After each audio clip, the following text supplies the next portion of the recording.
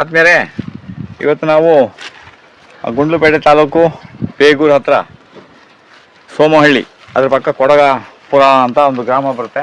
ಅದ್ರ ಪಕ್ಕದಲ್ಲಿ ಇನ್ನು ಯಾವ ಗ್ರಾಮಕ್ಕೆ ಸೇರ್ತದೆ ಇದು ಗೊತ್ತಿಲ್ಲ ನಮಗೆ. ಒಟ್ಟಿನಲ್ಲಿ ಇಲ್ಲಿ ತೋಟದಲ್ಲಿ ಈಗ ಕೆಲಸ ಬಂದು ಶುರು ಮಾಡಿದ್ದೇವೆ ನೋಡಿ. ಇವಾಗ ಉಳ್ಕೊಳ್ಳೋಕೆ ಒಂದು ಮನೆ ಇದೆ, ಗೇಟು ಇದೆ, ಆಮೇಲೆ ಸುತ್ತ ಫೆನ್ಸಿಂಗ್ ಆಗಿದೆ.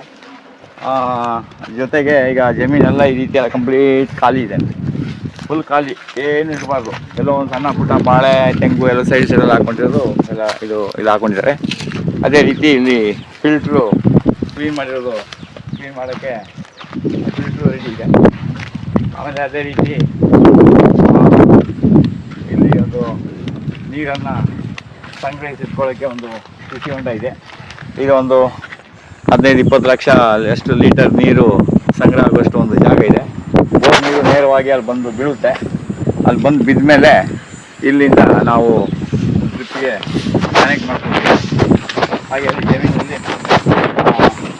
ಟ್ರಾನ್ಸ್ಫಾರ್ಮು ಇದೆ, ಒಂದು ಟ್ರಾನ್ಸ್ಫಾರ್ಮು ಇದೆ. ನೀರನ್ನು ಯಾವಾಗ ಬೇಕು ಅವಾಗ ಬಿಟ್ಕೊಳ್ಳೋಕ್ಕೆ ಇಲ್ಲಿ ಗೇಟ್ ವಾಲು, ಇಲ್ಲಿಂದ ನೀರು ನೇರವಾಗಿ ಟ್ಯಾಂಕಿಗೆ ಇಲ್ಲಿ ಬೀಳುತ್ತೆ. ಸುತ್ತ ಬೇಲಿ ಪಕ್ಕದಲ್ಲಿ ಇಲ್ಲಿ ಇದಾಗುತ್ತೆ. ಹೀಗೆ ಟ್ರಾನ್ಸ್ಫಾರ್ಮು ಎಲ್ಲ ಜಾಗ ಎಲ್ಲ ಇದೆ. ಇಲ್ಲಿ ಇದು ಕಪ್ಪು ಮಣ್ಣು ಈ ಸೈಡಲ್ಲಿ ಇಲ್ಲಿ ಕರೆಂಟ್ ಕಂಬ ಹೋಗಿರೋದ್ರಿಂದ ನಾವಿಲ್ಲಿ ಏನು ಮಾಡಬೇಕು, SBM ಅನ್ನು ಹಾಕೋಕ್ಕಾಗಲ್ಲ.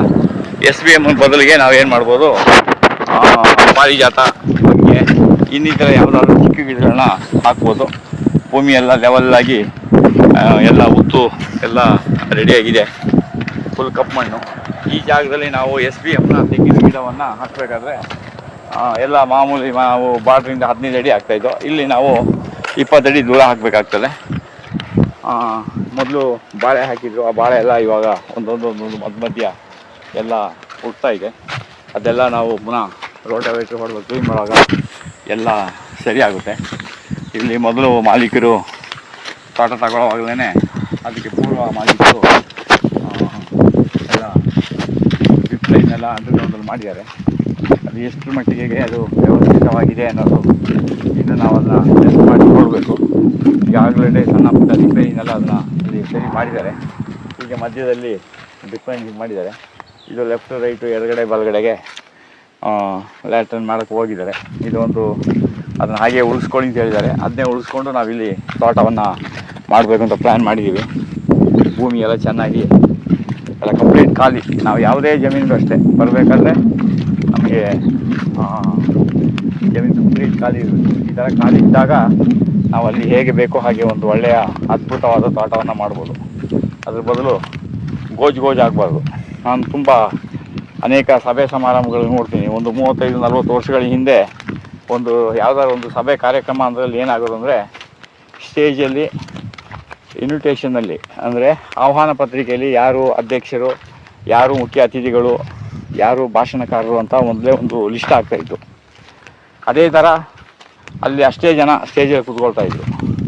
2 ಆಳು 3 ಆಳ ಮೇಲೆ ಸ್ಟೇಜಲ್ಲಿ ಕೂರ್ತಿರ್ಲಿಲ್ಲ. ಈಗೇನಾಗಿದೆ ಅಂದರೆ ಇತ್ತೀಚೆಗೆ ನೋಡಿದ್ರೆ ಸ್ಟೇಜಲ್ಲಿ ಜನ ಜಾಸ್ತಿ, ಆಡಿಯನ್ಸ್ ಭಾಳ ಕಡಿಮೆ. ಹಾಗೆ ನಮಗೆ ಸ್ಟೇಜ್ ಕಂಪ್ಲೀಟ್ ಖಾಲಿ ಇರಬೇಕು. ಆಗ ಖಾಲಿ ಇದ್ದಾಗ ಒಬ್ಬರಿಬ್ಬರು ಅಧ್ಯಕ್ಷರು ಮುಖ್ಯ ಅತಿಥಿಗಳು ಯಾರೋ ಒಬ್ಬರಿಬ್ಬರು ಇದ್ದರೆ ಆ ಸ್ಟೇಜ್ ನೋಡೋಕೆ ಒಂದು ಸುಂದರವಾಗಿ ಕಾಣ್ತದೆ.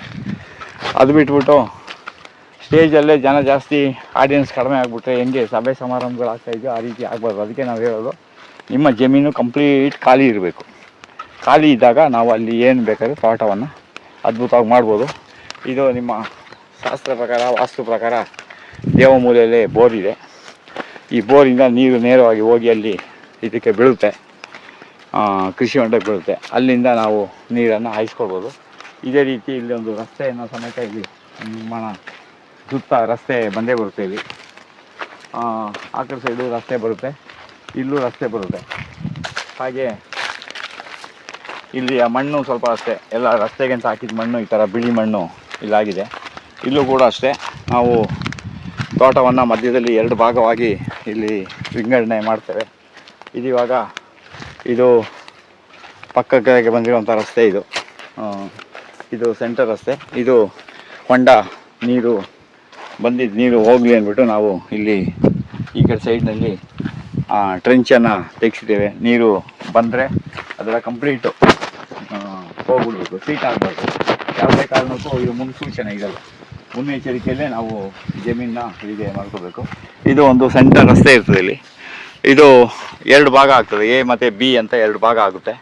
ಈ ಸೆಂಟರ್ ರಸ್ತೆ ಉಳ್ಕೊಳ್ತೆ. ಸೆಂಟರ್ ರಸ್ತೆಯಲ್ಲಿ 2 ಕಡೆ ಇಲ್ಲಿ ತೆಂಗಿನ ಗಿಡ ಬರುತ್ತೆ, ಸುತ್ತಾನು ತೆಂಗಿನ ಗಿಡ ಬರುತ್ತೆ, ಮತ್ತು ರಸ್ತೆ ಮಧ್ಯದಲ್ಲಿ ತೆಂಗಿನ ಗಿಡ ಬರುತ್ತೆ. ಅಲ್ಲಿ ವೆಹಿಕಲ್ ನಿಂತಿರೋ ಜಾಗದಲ್ಲಿ ಅವರು ಮನೆಯನ್ನು ಕಟ್ಕೊಳ್ಳೋಕೆ ಒಂದು ಪ್ಲ್ಯಾನ್ ಮಾಡಿದ್ದಾರೆ. ಬೋರ್ ಏನಾದರೂ ವ್ಯತ್ಯಾಸ ಆಯಿತು ಅಂದರೆ ಈ ರಸ್ತೆಯಲ್ಲೂ ಬರ್ಬೋದು, ಆಮೇಲೆ ಈ ಪಕ್ಕದ ರಸ್ತೆಯಲ್ಲೂ ಬರ್ಬೋದು. ಇಲ್ಲಿ ತುಂಬ ಒಂದು ಶೀತ, ಮುಂದೆ ಪಕ್ಕದಲ್ಲಿ ಎಲ್ಲ ಸ್ವಲ್ಪ ಜಮೀನು ಬೇರೆ ಬೇರೆ ಥರದಲ್ಲಿ ಶೀತ ಆಗೋದ್ರಿಂದ ಮಳೆ ಸಮಸ್ಯೆ ಆದರೆ ಬಂದು ನೀರು ತುಂಬಿಕೊಂಡು ಈ ಮಣ್ಣು ಜಿಗಿಟಾಗಬಾರ್ದು ಮತ್ತು ಗಿಡಗಳು ಇದಾಗಬಾರ್ದು ಅಂದ್ಬಿಟ್ಟು ನಾವು ಕಾಂಪೌಂಡಿಂದ ಅಂದರೆ ಬೇಲಿಯಿಂದ 6 ಅಡಿ ಬಿಟ್ಬಿಟ್ಟು ಡ್ರೈನೇಜ್ ತಗೊಂಡಿದ್ದೀವಿ. ಆ ಬಾರ್ಡಲ್ಲಿ ಕಂಪ್ಲೀಟು ಜೆಟ್ರೋಪ ಬರುತ್ತೆ, ಆಮೇಲೆ ಅಲ್ಲಿ SBM ಬರುತ್ತೆ.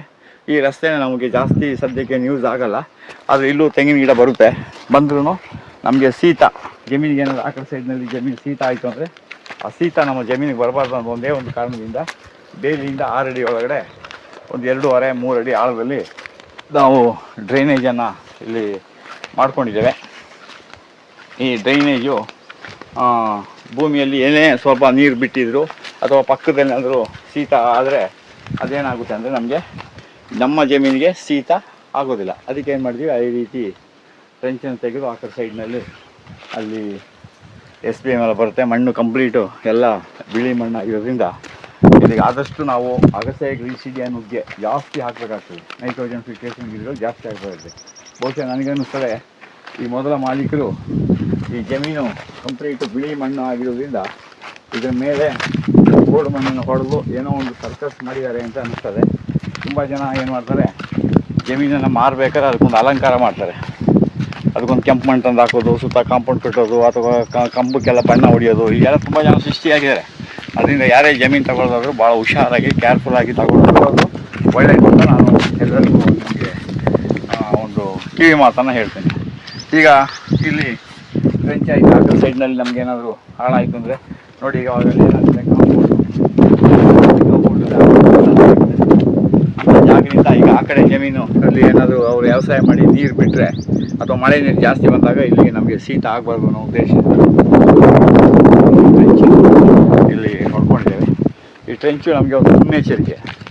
ಆಮೇಲೆ ಜಮೀನೆಲ್ಲ ಗಿಡ ನಟ್ಟು, ಅಡಿಕೆ ಗಿಡ, ತೆಂಗಿನ ಗಿಡಕ್ಕೆ ಯಾವಾಗಲೂ ನೀರು ಬೇಕು. ಬಟ್ 24 hours ನೀರು ನಿಂತುಬಿಟ್ರೆ ಜಮೀನು ತುಂಬ ತೊಂದರೆಗೆ ಗುರಿ ಆಗ್ತದೆ. ಅದರಿಂದ ನಾವು ಆವಾಗ ಚರಂಡಿ ತೆಗಿಯೋಕ್ಕಾಗಲ್ಲ. ಆವಾಗ ನಾವು ಚರಂಡಿ ತೆಗೆದು ಗಾಡಿ ಬರೋದು, ಅಷ್ಟೊತ್ತಿಗೆ ಗಿಡಗಳೆಲ್ಲ ಹಾಳಾಗೋದು, ಇದೆಲ್ಲ ಈ ಸಮಸ್ಯೆಗೆ ನಾವೇನು ಮಾಡಿದ್ವಿ ನೋಡಿ, ಈ ರೀತಿ ಚರಂಡಿಯನ್ನು ಮೊನ್ನೆ ಸ್ನೇಹಿತರು ಸೇರಿ ಇಲ್ಲಿ JCB ತಗೊಂಡು ಬಂದು ಟ್ರೆಂಚನ್ನು ಮಾಡಿದ್ದಾರೆ. ಈಗ ಅದು ನಮಗೆ ಒಂದು ಒಳ್ಳೆ ಜಾಗ, ಒಳ್ಳೆ ಹೈಟ್ ಜಾಗ ಆಯಿತು. ಮತ್ತು ಕಾಂಪೌಂಡ್ಗೊಂದು ಭದ್ರ ಆಯಿತು. ಯಾವುದೇ ಕಾರಣಕ್ಕೂ ಬೇಲಿಯ ಪಕ್ಕ, ಕಾಂಪೌಂಡ್ ಪಕ್ಕದಲ್ಲಿ 2 ಅಡಿ 3 ಅಡಿಲೆಲ್ಲ ನಾವು ಈ ಥರ ಡ್ರೈನೇಜ್ ಹೊಡಿಬಾರ್ದು. ಅದು ಹೊಡೆದಾಗ ಏನಾಗ್ತದೆ, ಸಮಸ್ಯೆ ಕ್ರಿಯೇಟ್ ಆಗ್ತದೆ. ಈಗ ಈ ಡ್ರೈನೇಜ್ ಪಕ್ಕದಲ್ಲಿ ನಾವು ಲಾವಂಚವನ್ನು ಹಾಕ್ಕೊಂಡಾಗ ಅದು ಕುಸಿಯೋದಿಲ್ಲ ಮತ್ತು ಭಾಳ ಭದ್ರವಾಗಿರುತ್ತೆ, ಗಟ್ಟಿಯಾಗಿರುತ್ತೆ. ಇಲ್ಲಿ ಇವಾಗ ಇಲ್ಲೊಂದು ಪೈಪ್ಲೈನ್ ಇಲ್ಲಿ ಅಡ್ಡ ಬಂದಿರೋದ್ರಿಂದ ಇದನ್ನ ಕ್ರಮೇಣ ನಾವು ಈ ಪೈಪ್ಲೈನ್ ವಿಧಾನದಲ್ಲಿ ನೀರಿಗೆ ಹಾಕ್ಕೊಂಡು ಇದನ್ನ ಇಲ್ಲಿ ನಾವು ಸೋಸ್ಕೊಳ್ಬೇಕಾಗ್ತದೆ. ಅದು ಸಂದರ್ಭ ಬಂದಾಗ ನಾನು ಅದನ್ನು ನಿಮಗೆ ಏನು ಮಾಡೋದು ತೋರಿಸ್ತೀನಿ. ಅದು ಫಿಲ್ಟ್ರು ಇದನ್ನು ಇಟ್ಟಿದ್ದಾರೆ. ಅಲ್ಲಿ ಪಕ್ಕದಲ್ಲಿ ನಮಗೆ ಜೆಟ್ರೋಪ ಅಲ್ಲಿ ಬರುತ್ತೆ. ಇದು ಒಂದು ಭಾಗ, ಇದೊಂದು ಇಲ್ಲಿ ಪೈಪ್ಲೈನ್ ಈ ಥರ ಅಡ್ಡ ಇರೋದ್ರಿಂದ ನಾವು ಲ್ಯಾಂಟ್ರನ್ನು ಈ ಕಡೆಗೆ 2 ಕಡೆಗೂ ನಾವು ಕೊಡೋಕ್ಕೆ ತೀರ್ಮಾನ ಮಾಡಿದ್ದೀವಿ. ಅದು ಮುಂದೆ ಏನಾಗುತ್ತೆ ಅಂತ ನಾನು ಒಂದು ಹಂತವಾಗಿ ಹೇಳ್ತೀನಿ. ಇಲ್ಲೂ ಕೂಡ ಅಷ್ಟೇ ಟ್ರೆಂಚನ್ನು ನಾವು ಇಲ್ಲಿ ತೆಗೆದಿದ್ದೇವೆ. ಯಾವುದೇ ಕಾರಣಕ್ಕೂ ಪಕ್ಕದಲ್ಲಿ ಮಳೆ ನೀರು ಜಾಸ್ತಿ ಆದಾಗ, ಆಮೇಲೆ ನಾವು ಕೃಷಿಗೆ ಬಿಟ್ಟಂಥ ನೀರು ಜಾಸ್ತಿ ಆಯಿತು, ಮಳೆ ನೀರು ಅಂತ ಹೇಳಿದ್ರೆ ಈ ಟ್ರೆಂಚ್ ಏನು ಮಾಡಬೇಕು, ಶೀತವನ್ನು ಎಳ್ಕೊಳ್ಬೇಕು. ಗಿಡ ಎಲ್ಲ ನಟ್ಟಾದಮೇಲೆ ಶೀತ ಆಗಿಬಿಟ್ರೆ ಟ್ರೆಂಚ್ ತೆಗೆಯೋದು ಕಷ್ಟ, ಆಮೇಲೆ ಗಾಡಿಗಳು ಬರೋದು ಕಷ್ಟ. ಈಗ ಪಕ್ಕದವ್ರನ್ನ ವಿಚಾರಿಸ್ಬಿಟ್ಟು, ಈಗ ನೋಡಿ ಆ ಕಡೆ ಎಲ್ಲ ಬೇಲಿ ಕಾಡಿದೆ, ಅವೆಲ್ಲ ಬಿಟ್ಬಿಟ್ಟಿದ್ದಾರೆ. ಅಲ್ಲಿ ಆರ್ಗಾನಿಕ್ ಕಾರ್ಬನ್ ಏನು ಇರೋಲ್ಲ. ಆಗ ಮಳೆ ನೀರು ಬಿದ್ದಿದ್ದೆಲ್ಲ ಏನಾಗ್ತದೆ, ಅಲ್ಲಿ ಒಂದೋ ನಿಂತ್ಕೊಳ್ತದೆ, ಇಲ್ಲ ಆ ಕಡೆ ನೀರು ಕಾಂಪೌಂಡಿಂದ ಒಳಗೆ ನುಗ್ಗುತ್ತೆ, ಇಲ್ಲ ಭೂಮಿ ಶೀತ ಇದನ್ನ ಹೇಳ್ಕೊಳುತ್ತೆ. ಆ ಭೂಮಿಗಿಂತ ಇಲ್ಲಿ ತಗ್ಗಿರೋದ್ರಿಂದ ನಾವಿದನ್ನು ಇಲ್ಲಿ ಮುನ್ನೆಚ್ಚರಿಕೆಗಾಗಿ ನಾವು ಇದನ್ನ ಈ ಥರ ಚರಂಡಿ ಹೊಡ್ಸ್ಕೊಂಡಿದ್ದೇವೆ. ಈಗ ಚರಂಡಿಗೆ ಒರೆಸ್ಕೊಂಡಿದ್ದು ಒಂದು ತುಂಬ ಒಳ್ಳೆಯ ಒಂದು ಉಪಯೋಗ ಆಯಿತು.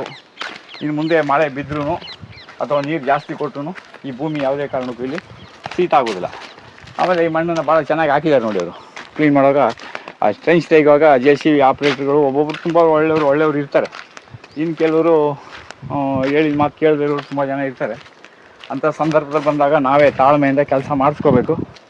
ಅವ್ರ ಕೈಯಲ್ಲಿ ಮೊಬೈಲ್ ಇಟ್ಕೊಂಡ್ರೆ ಅವ್ರ ಕೈಲಿ ಕೆಲಸನೇ ಮಾಡ್ಸೋಕೆ ಹೋಗ್ಬಾರ್ದು. ಅವ್ರಿಗೆ ಹೇಳ್ಬಿಡ್ಬೇಕು, ನಿನ್ನ ಕೆಲಸಕ್ಕೆ ಬಂದರೆ ಮೊಬೈಲ್ನ ಸ್ವಿಚ್ ಆಫ್ ಮಾಡಿಬಿಟ್ಟು ಕೆಲಸ ಮಾಡಪ್ಪ ಅಂತ ಹೇಳ್ಬೇಕು. ಹೇಳಿದರೆ ಗಂಟೆಗೆ 1000-1500 ಬಾಡಿಗೆ ಕೊಡುವಾಗ ಅವ್ರ ಫೋನಲ್ಲಿ ಮಾತಾಡ್ಕೊಂಡು ಇದಕ್ಕೆ ನಾವು ಕೊಡೋಕ್ಕಾಗಲ್ಲ. ಇಲ್ಲಿ ಒಂದು ಸ್ವಲ್ಪ ಕಲ್ಲು ಬಂದಿದೆ, ಇದನ್ನ ಆಮೇಲೆ ಬೇಕಾದ್ರೆ ನಾವು ಇಲ್ಲಿ ಇದನ್ನ ಸೋಸ್ಕೊಳ್ಬೋದು. ಅದೇ ರೀತಿ ಇಲ್ಲೂ ಕೂಡ ಅಷ್ಟೇ, ಇಲ್ಲಿಂದ ಒಂದು 6 ಅಡಿಗೆ ಇಲ್ಲಿಂದ ಟ್ರೆಂಚು ಇಲ್ಲಿ ಬಂದಿದೆ. ಹಾಗೆ ಆ ಕಡೆ ಸೈಡ್ನಲ್ಲಿ ಮುಂದೆ ಅದನ್ನು ಸ್ವಲ್ಪ ತೆಗಿಬೇಕಾಗಿತ್ತು, ಅದೇನೋ ಕಾರಣ ಅಂದರೆ ತೆಗೆದಿಲ್ಲ. ಅದು ಆ ಸೈಡನ್ನು ಅದು ಆಳ ಮಾಡಿಬಿಟ್ಟು ರೋಡ್, ಪಬ್ಲಿಕ್ ರೋಡ್ ಅದು ತೆಗೆದು ಮಣ್ಣು ಆ ಕಡೆ ಹಾಕೊಂಡಾಗ ಅದು ಶೀತ ಅದು ಆ ಕಡೆ ಆಗೋದಿಲ್ಲ. ಆ ನೀರು ಈ ಕಡೆ ಬರೋಕ್ಕೆ ಚಾನ್ಸಸ್ ಇರೋದಿಲ್ಲ. ಮತ್ತು ನಾವು ಇಲ್ಲಿ 6 ಅಡಿ ಬಿಟ್ಟು ಇಲ್ಲಿಗೆ ಎಂಡ್ ಮಾಡಿದ್ದೀವಿ, ಅಲ್ಲಿಂದ 6 ಅಡಿ. ಇಲ್ಲಿಗೇನು ನಮಗೆ ಚರಂಡಿದೇನು ಅವಶ್ಯಕತೆ ಇರೋಲ್ಲ. ಇದನ್ನು ಸ್ವಲ್ಪ ಆ ಕಾಲುವೆನ ಆ ಕಡೆ ಸೋಸ್ಕೊಂಡ್ಬಿಟ್ರೆ ಆ ನೀರು, ಶೀತದ ನೀರು ಈ ಕಡೆಗೆ ಬರೋದಿಲ್ಲ. ಅಂಥ ವಿಪರೀತ ಮಳೆ ಆದಾಗ ಬೇಕಾದರೆ 1 ದಿನ 2 ದಿನ ಶೀತ ಆದರೂ ತೊಂದರೆ ಇದ್ದಿಲ್ಲ. ಏನಾಗ್ತದೆ ಬೇಗ ಅದು ಶೀತವನ್ನು ಹೇಳ್ಕೊಂಡ್ಬಿಡ್ತದೆ. ಈಗ ತುಂಬ ಇಲ್ಲಿ ಎಲ್ಲ ಕಲ್ಲುಗಳೆಲ್ಲ ಇದೆ, ಭೂಮಿಯಲ್ಲಿ ಕಲ್ಲುಗಳು ತುಂಬ ಇದೆ. ಇದನ್ನೆಲ್ಲ ಕ್ರಮೇಣ ಆಯ್ದು ಮಾಡಿ ಅದನ್ನ ಕ್ಲೀನ್ ಮಾಡಿಸಿ ಈ ಬೇಲಿನೆಲ್ಲ ಸರಿಪಡಿಸ್ಬೇಕು. ಅದೆಲ್ಲ ಮುಂದೆ ಕೆಲಸ ಇದೆ. ಅದು ಹಂತವಾಗಿ ನಡೆದಾಗ ನಿಮಗೆ ನಾವು ಅದು ವಿಡಿಯೋನ ತೋರಿಸ್ತೀವಿ. ಈಗ ಆಲ್ರೆಡಿ ಈಗ ನಾವು ಇಲ್ಲಿಗೆ ವಾತಾವರಣಕ್ಕೆ ಸೆಟ್ ಆಗಲಿ ಅಂದ್ಬಿಟ್ಟು ತೆಂಗಿನ ಗಿಡ, ಅಡಿಕೆ ಗಿಡವನ್ನು ಸಾಗಿಸ್ಕೊಳ್ತೀವಿ. ಈಗ ಆಲ್ರೆಡಿ ತೆಂಗಿನ ಗಿಡ ಬಂದಿದೆ. ತೆಂಗಿನ ಗಿಡ ಇಷ್ಟೇ ಇರಬೇಕು ನೋಡಿ, 2 ಎಲೆ ಅಥವಾ 4 ಎಲೆ, 2 ಎಲೆ 4 ಎಲೆ ಇದ್ದಾಗ ನಾವು ಆ ಗಿಡಗಳನ್ನು ಈ ಥರ ಚೆನ್ನಾಗಿ ಮೇಂಟೈನ್ ಮಾಡ್ಬೋದು. ಆಮೇಲೆ ನಮ್ಮ ಗಿಡಗಳನ್ನ ಸಾಗಿಸುವಾಗ ಗಿಡಗಳ ಜೊತೆಲಿ ಒಂದು ಕಳೆ ಗಿಡ ಇರಬೇಕು. ಕಳೆ ಗಿಡ ಅಥವಾ ಒಂದು ಹುರುಳಿ ಗಿಡ ಏನೋ ಒಂದು ಇರಬೇಕು. ಯಾವುದೇ ಗಿಡವನ್ನು ಒಂದು ಊರಿನ ಒಂದು ಊರಿಗೆ ಸಾಗಿಸುವಾಗ ಸ್ಥಳೀಯ ಮಣ್ಣು ಅಂದರೆ ಸ್ಥಳೀಯ ಕಳೆ ಇಲ್ಲಿರಬೇಕು. ಇದು ಚೆನ್ನಾಗಿ ಬಂದಿದೆ, ಇದೇನು ತೊಂದರೆ ಇಲ್ಲ. ಇಲ್ಲಿ ಇಳಿಸ್ಕೊಳ್ತೀವಿ. ಈ ವಾತಾವರಣಕ್ಕೆಲ್ಲ ಸೆಟ್ ಆದಮೇಲೆ ನಾವು ಗಿಡಗಳನ್ನು ಸಾಗಿಸ್ತೀವಿ. ಈಗ ಏನು ಮಾಡಿದ್ದೀವಿ ಅಂದರೆ ಕರ್ನಾಟಕದ ಮೂಲೆಗಳಲ್ಲಿ ನಾವು ತೋಟ ಮಾಡಿಸೋದ್ರಿಂದ ಸುಮಾರು ಒಂದು 70-80 ಕಿಲೋಮೀಟ್ರಿಗೆ ದೂರ ಅನುಕೂಲ ಆಗುತ್ತೆ ಅಂದ್ಬಿಟ್ಟು ನಾವು ಈಗ ಒಂದು 100 ಕಿಲೋಮೀಟ್ರಿಗೆ ಒಂದೊಂದು ಕಡೆ ನರ್ಸರಿಯನ್ನು ಮಾಡ್ಕೊಂಡಿದ್ದೀವಿ. ಆಯಾಯ ಜಾಗದಲ್ಲಿ ನರ್ಸರಿ ಮಾಡಿದಾಗ ಆಯಾಯ ಗಿಡಕ್ಕೆ ನಾವು ಸಪ್ಲೈ ಕೊಡೋದ್ರಿಂದ ನಾವು 48 ದಿನ ಕಾಯಬೇಕು ಅಂತೇನಿಲ್ಲ. ಯಾಕೆಂದರೆ ಆಯಾಯ ವಾತಾವರಣದಲ್ಲಿ ಗಿಡಗಳನ್ನು ತಯಾರು ಮಾಡಿ ನಾವು ಅಲ್ಲಲ್ಲೇ ಡಿಸ್ಕಸ್ ಮಾಡ್ತಾಯಿದ್ವಿ. ಮುಂದಿನ ವಿಚಾರವನ್ನು ನಾನು ಹೇಳ್ತೀನಿ. ನಮಸ್ತೆ.